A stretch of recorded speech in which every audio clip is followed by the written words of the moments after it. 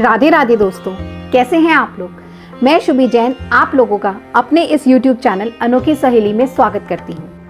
हम सब कृष्ण जन्मोत्सव मना रहे हैं और इस जन्मोत्सव पे अगर कृष्ण कथा नहीं सुनी तो जन्मोत्सव अधूरा है। कृष्ण कथा का इतना महत्व है कि जो लोग कृष्ण जन्माष्टमी पे व्रत भी नहीं रख पाते, अगर वह ये कथा मात्र सुन ले तो भी उनको उतनी ही फल की अनुभूति होती है जितनी की व्रत रखने से होती है। तो चलिए हम अपने पुण्य कर्मों को सुधारें और इस कथा को पूरी सुनें।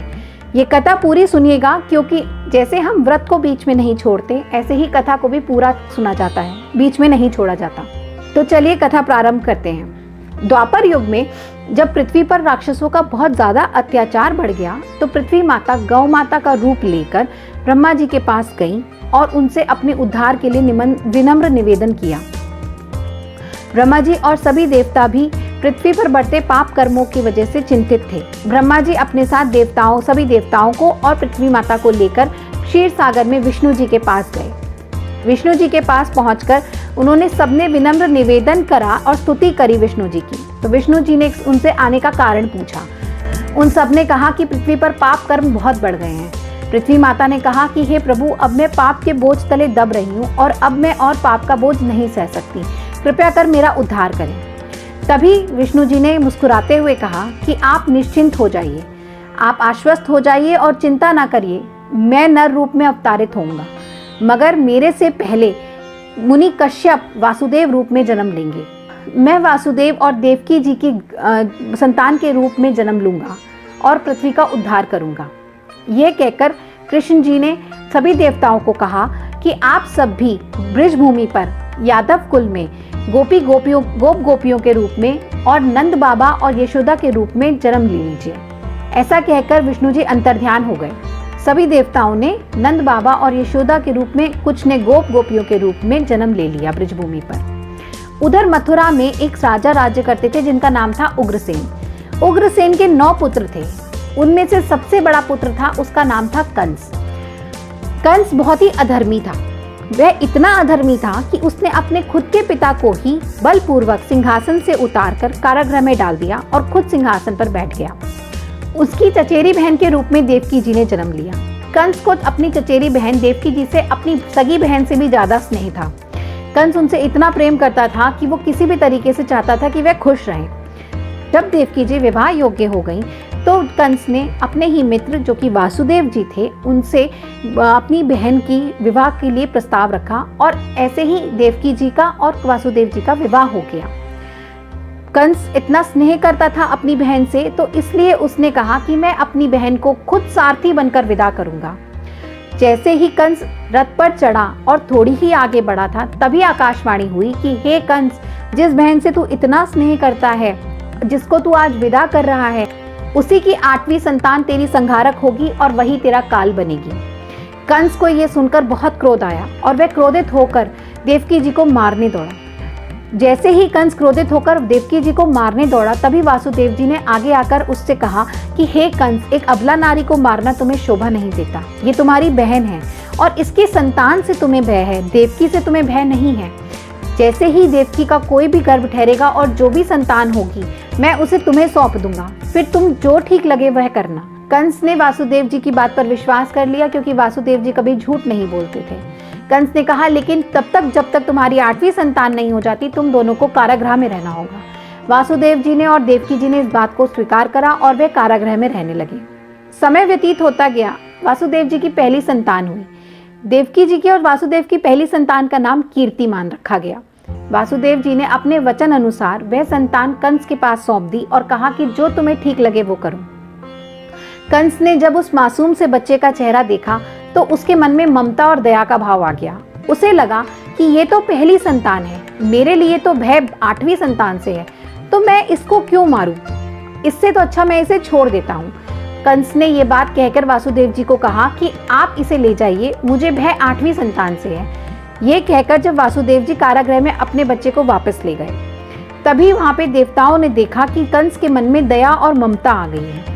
देवताओं को इस बात से चिंता हो गई कि अगर कंस ने दया और ममता दिखाई तो प्रभु अवतार कैसे लेंगे। इसलिए देवताओं ने नारद जी को कंस के पास भेजा।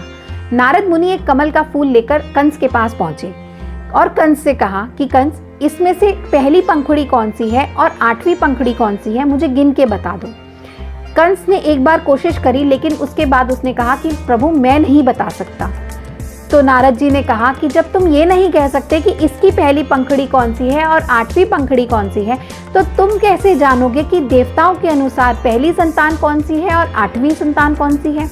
हो सकता है कि गिनती 8वीं से ही शुरू हो रही हो या पहली से शुरू हो रही हो। यह बात कंस के दिमाग में घर कर गई और वह क्रोधित होकर फटाफट से कारागृह में गया और वासुदेव जी की पहली संतान को लिया और मार डाला। अब तो उसने निश्चय कर लिया कि जो भी पुत्र या पुत्री या जो भी संतान होगी मैं उसे नहीं छोड़ूंगा। ऐसे करके उसने पहली, दूसरी, तीसरी और छठी तक सारी संतानों को मार दिया। देवकी जी की जब 7वीं संतान गर्भ में ठहरी तो विष्णु जी भी ये चिंतामय हो गए कि यह मेरा ही अंश है, क्योंकि जो संतान देवकी जी के 7वीं संतान के रूप में जन्म लेती वो खुद बलराम थे।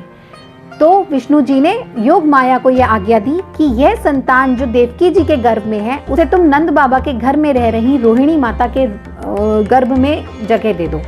और इस तरीके से रोहिणी जी के गर्भ से बलराम जी ने जन्म लिया।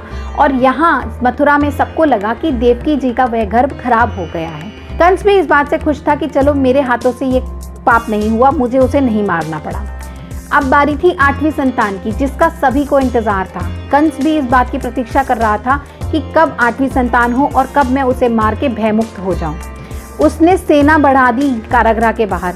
वासुदेव जी को और देवकी जी को बेड़ियों में बांध दिया, बहुत तालों में उन्हें रख दिया।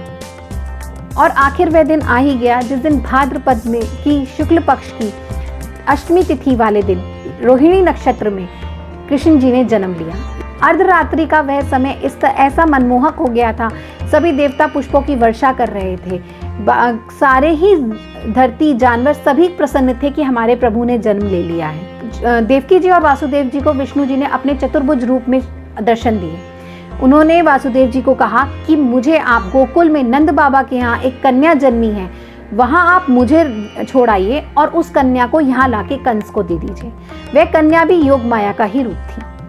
विष्णु जी के अवतारित होते ही सारे कारागृह के दरवाजे अपने आप खुल गए। देवकी जी की और वासुदेव जी की कड़ियां भी खुल गई। सारे सैनिक सो गए और सारे रास्ते खुल गए।